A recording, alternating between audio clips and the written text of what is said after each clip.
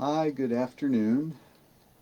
I'm Dr. Seidman. And I'm Dr. Tiffany Meyer. And we're coming to you today from Nova Pediatrics, our Woodbridge office. And we have some folks we'd like to introduce to you today. Yes, we have Rosalie and Tiana from the Postpartum Wellness Foundation. And we're going to be talking about one of the programs we're bringing to Nova, having the ability to see our patients with mental health issues, moms that might have depression or anxiety. And so we're really excited to bring them here, and I want to turn the program over to Rosalie. And we're very excited to have them, so please welcome them. And they're going to discuss kind of the some cognitive behavioral therapy and the some of the things, the services that they can provide. So thank you very much. Thank you, Dr. Seidman and Dr. Meyer. Thank you for having us here at your practice. We're so excited to be here. So we are going to social distance, and I'm going to remove my mask so that I could speak a little bit more clearly. So I am the executive director of Postpartum Wellness Foundation, which is a group counseling practice that focuses on mental health services for families, specifically working with pregnant and new moms, but like I said, any family dynamics that go on. And so this is Tiana Diggs. She is our director of training. And then we also have Jasmine.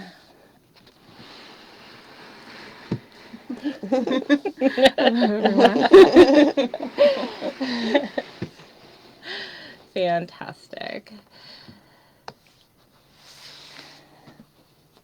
So our collaboration with Nova Pediatrics is one where we really want to provide counseling services to teens, young adults, family members that may find themselves struggling during the raising of children, but most especially at this current time during the COVID-19 pandemic. It's really taken a toll on the emotional health of a lot of people, and so we have these services here where graduate level interns are able to provide telehealth counseling services to different family members. So I will talk a little bit. So my name is Tiana Diggs. I am actually the director of training and scholarships for the Postpartum Wellness Foundation. And we are very, very excited to introduce our intern students who are graduate level, master's degree social work interns, and they have been studying in the field of social work, and are really excited in coming into this new frontier of helping moms, moms who are having difficulty with getting pregnant moms, and then moms who are just struggling after they give birth, because we all know, as a mother of four, we all know that there are struggles that happen, just the everyday things that may just really feel overwhelming at the time. And especially when you put it on top of our everyday lives, keeping our mental stability is so important. Taking care of ourselves so that we can take care of our little people, and we can really feel confident in moving forward in really being the better us that we want to see in ourselves. So our students are extremely grateful for having this opportunity to work in both of the locations, both in the Springfield and Woodbridge facilities. And they are here to really be able to give that initial contact when you really just need someone to talk to, get more information, and then they're able to give you that one-on-one therapy after that. And the therapy that we do provide will be telehealth based. so they can talk to you in the office, briefly find out what you're going through, what are the things that you really want to discover during therapy. And then they can schedule the additional therapy sessions with you so they can really help you with the problems that you're having in your lives and really find a plan so that the two of you can really collaborate and say, okay, I'm ready to take this next step, because we all know that the first step, saying that I need help, is a really, really big step. But it is one of the most brave steps that you can make, because you're not just doing it for you. You're doing it for all the people that love you. You're doing it for all the people that support you. Because having that feeling of being able to wake up and moving throughout the day and feeling mentally prepared to take on the challenges is what strength really looks like. So we are really excited to be able to partner with Nova Pediatrics. We're really looking forward to that. And could you mention, will there be any fee to our patients for this service, or is it going to be complimentary? Great question, Dr. Seidman. So the counseling services that are received by the graduate level interns are all complimentary. There is no fee whatsoever to meet with them, and there actually is no limit as well. So we don't want there to be any barrier to patients and family members accessing counseling services. Should there be a reason why you would prefer to use your insurance or pay out of pocket, those are also options for counseling. I want to pivot right now and talk a little bit about a very popular therapeutic modality, which is called cognitive behavioral therapy, also known as CBT, and just provide a little bit of information about what it is and how it works. So I think oftentimes I run into people just out and about when I tell them that I'm a counselor or a therapist. And a lot of times I hear people say they have this idea of therapy being one where you come into a room and you lay on a couch and you talk about your childhood and you reflect upon how your past has really impacted your present time. And so a lot of that is rooted in media, movies, TV shows that portray counseling to be just that. And that is one specific type of treatment modality, but that is not what cognitive behavioral therapy is. So CBT is very effective with really processing and getting to change behaviors.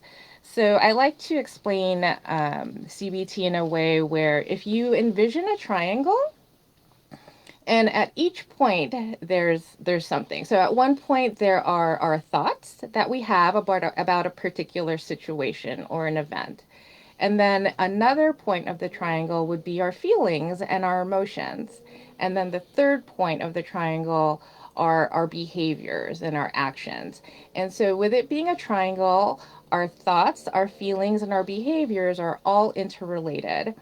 And so a very quick example would be here in the Northern Virginia area. If you are driving, you might have been cut off by another driver. And so that would be the identifying event or situation. And so when I get cut off by someone on the road, I know that I feel angry and I feel irritable. So in that triangle example, I actually didn't even touch upon the thoughts that I had that contributed to my feelings of irritability and anger. And so, moving on to the other point, what I do is, I'm embarrassed to say, is that I start to tailgate the person, or maybe I'll go around them and cut them off, and that would be my behavior. And so what cognitive behavioral therapy does is it really goes back to those thoughts. the thoughts that I had that resulted from the event or the situation. And so if I go back and reflect on that, that's going to impact those are going to impact my feelings and my behaviors. So in that driving situation, if I go back to my thoughts, I would have to say that my thoughts would be, hey, why did you cut me off? We're all on the road together. We need to share this road, and we all have somewhere to go. And so wherever you're going isn't more important than where I'm going. And those are the thoughts that um, led to my feelings. So if I can work with those thoughts and massage them, process them, they're actually going to impact the feeling that I have. So if I can really learn how to pause and say, well, maybe that person has somewhere to go. Maybe there's a medical emergency that they really need to get to, or their child is at daycare and needs to get picked up before the daycare closes. Then you can see how, by considering those other thoughts, my feelings of irritability and anger change to being more gracious or being more accepting. And then therefore I won't tailgate that person or cut them off. What are your thoughts about CBT, Yeah, Tiana? absolutely. I definitely think that it's so important to really be able to recognize our thoughts. Because, like Rosalie said, it's very easy to sidestep the thoughts and go straight into the feelings. But really, really recognizing the thoughts that we're having can really just have us take that pause and take that step back and say, what is the root of this thinking? And then how can I change this thought, or how can I recognize what's happening and then change the behavior I may have been going towards at the time, right? As a parent, you think about things like, you can't get your newborn to sleep at night, right? So the automatic thing is we go straight to this feeling of I am somehow failing my child because I can't get them to sleep, right? So the thinking completely goes out of the window. We feel bad because both ourselves and our baby are not sleeping, and then we behave in that way, right? So we behave in a way like we're not a good parent, and then we allow that to cycle, and we forget about the thinking that comes into that. So really recognizing our thoughts, and then saying, okay, I'm having this thought. It's not a positive thought, right? It's not leading me in a good direction. How can I move that around? And how can I say, what is a better way that I could think about this, right? So it's not saying that I'm not going to have my feeling. Sometimes we do have the feelings that we have, right? But recognizing it and then saying, I'd like to be able to change that thought. So I recognize that because my baby did not sleep for more than 4 hours, it doesn't make me, I don't have to behave as if I'm a bad parent now, right? My feelings can be, okay, they may not have slept because they're a baby and they're going to sleep in different waves all the time. Instead, how can I really look at this problem and find a solution? Is there a way that I can put them to bed earlier? Can I look at what the bedtime routine looks like? Do I have someone in the home that can help to support me, right? Now that you're able to really recognize those thoughts and really kind of look at all the details that comes into it, you can then change your behavior and say that, okay, I've recognized this thought. I don't feel as discouraged because I know that there are other options for me to have. And then that allows you to change this behavior and to really, really continue to be excited in watching your child grow. Because just because they're not sleeping at 3 months doesn't mean that they won't sleep at 13. And I think sometimes we really have to just stop and really take that deep breath and not go straight into our emotions. I like how you pulled in some examples from parenthood. Yes. I am going to pull up an example from the current time period of COVID. Oh, yes. Yeah, Mm-hmm. so like I said, we all know that many of us are struggling during this time, most especially with the uncertainty of the pandemic, the challenges that we're experiencing with virtual learning, and just really not knowing what even next week, next month, the rest of this year is going to be like. So, by using CBT, we can really process the thoughts and the patterns of thinking that we're having in the therapy space, so that if you find yourself more anxious or short tempered, or even just really sad about how life has changed and our routine has really been, um, thrown to the side, it can really help not only to just be able to talk to somebody that is supportive and very open to hearing what your struggles are, but also to come up with very practical ways to start implementing into your life so that you can see a positive change occur. It's very empowering. It is. It's empowering to know that you have that village of support. And that's really what we're here to do, is to really give you that feeling that there are people that are here for you. You don't have to feel like you're going through this alone. And I know that, with the idea of social distancing and the idea of quarantine, these words, really kind of give that power of isolation, and to know that there are people who you can reach out to. There are groups that you can come forward to, and really encompass yourself with people who understand how to help you through the things that you're going through.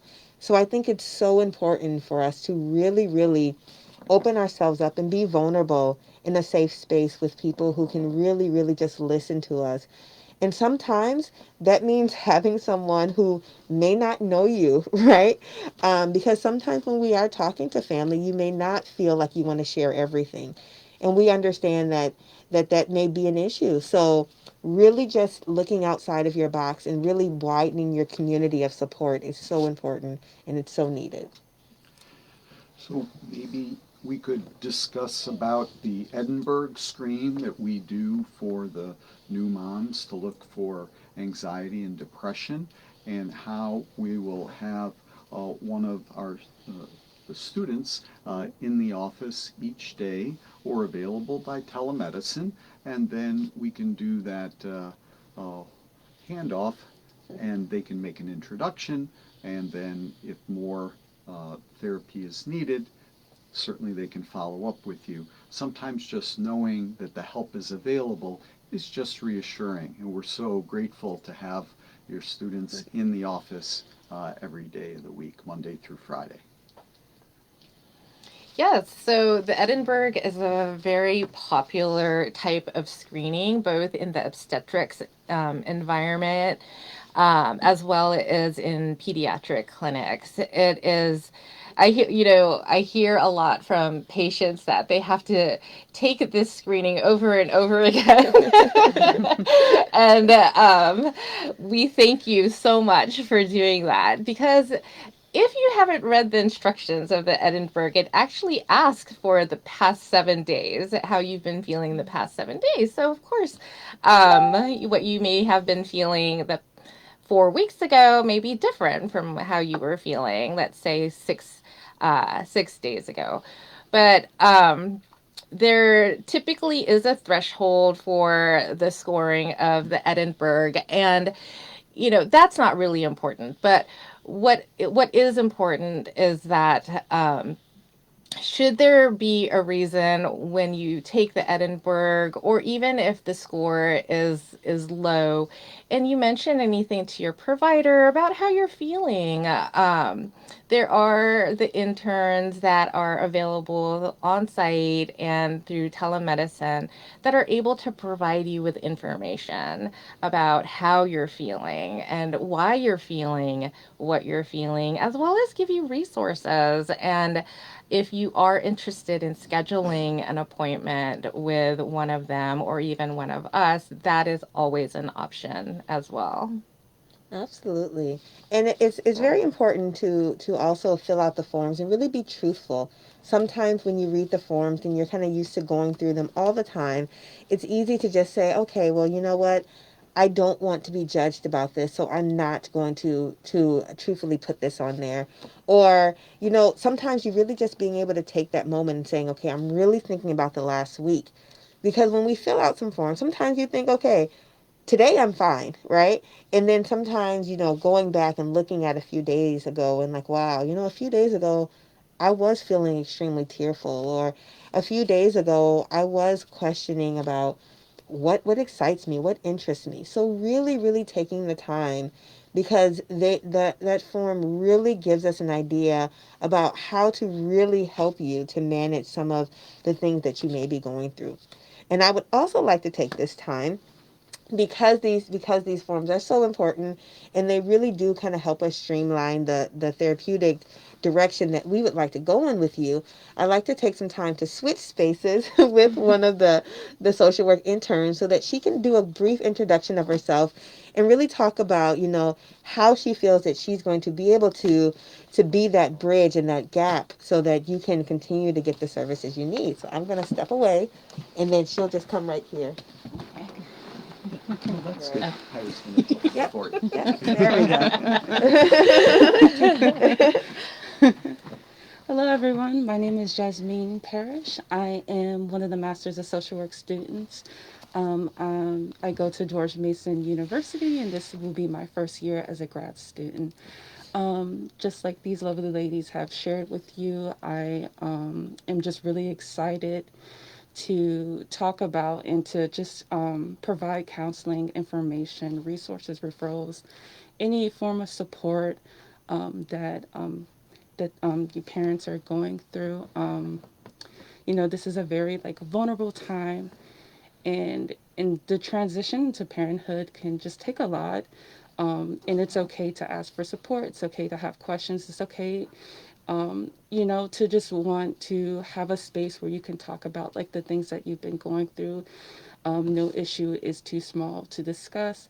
I'm just really excited to be just to listen and just to be an ear, and to support however I can.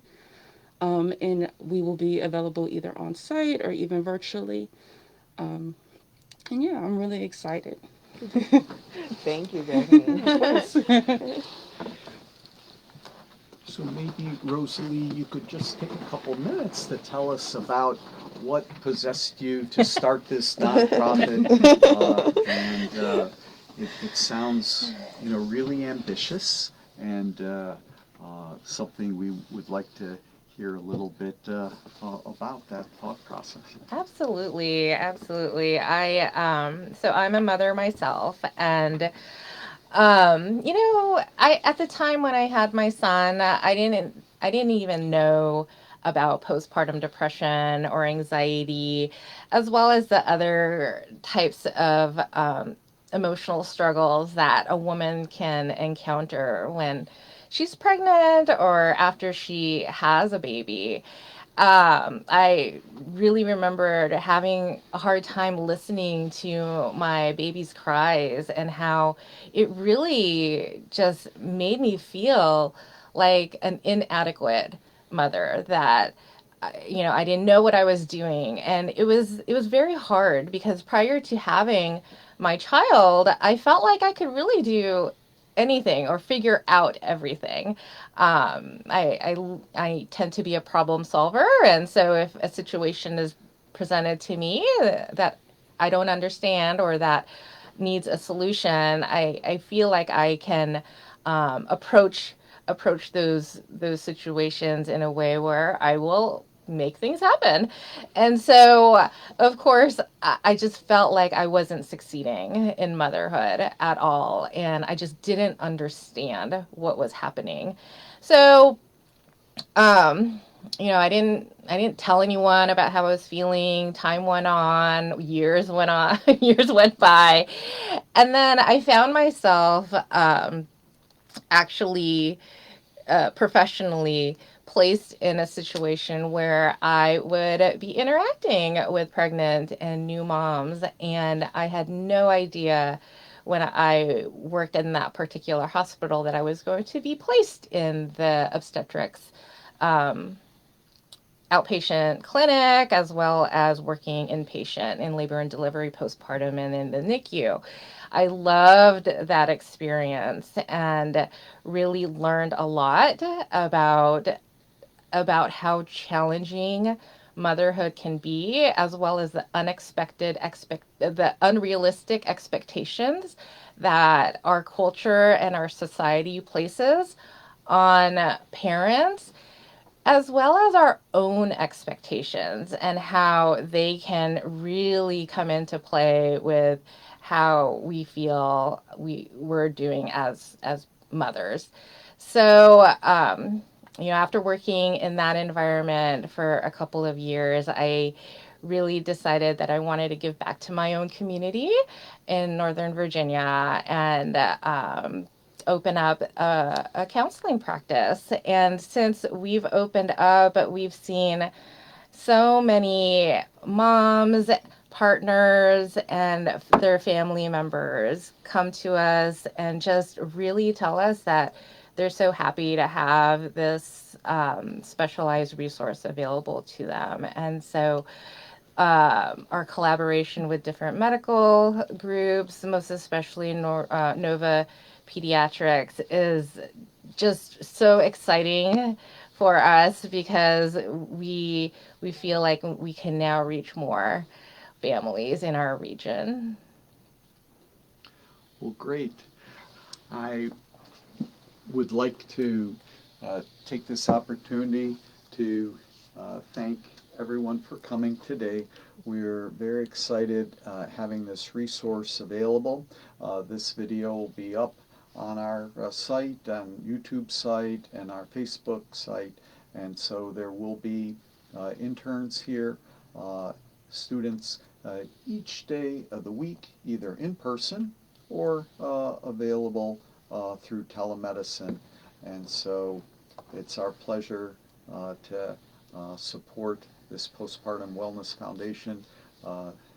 Thank you, Tiana, Rosalie, Jasmine, for coming today. And I know you'll like all the students of the program. So welcome. Thank you. Thank you.